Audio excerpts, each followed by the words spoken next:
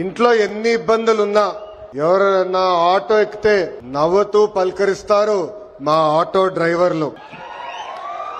గ్రామ స్థాయి నుంచి దేశ రాజకీయాలంతా కూడా ఆటో డ్రైవర్లే ఆటోలో చర్చిస్తారు.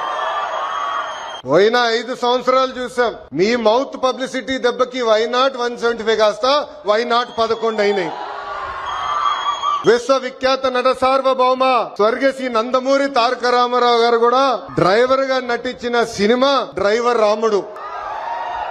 మీ అందరి బాలయ్య నా ఒక్కడికే ముద్దల మావయ్య అయినా బాలయ్య బాబు గారు డ్రైవర్ గా నటించిన సినిమా లారీ డ్రైవర్.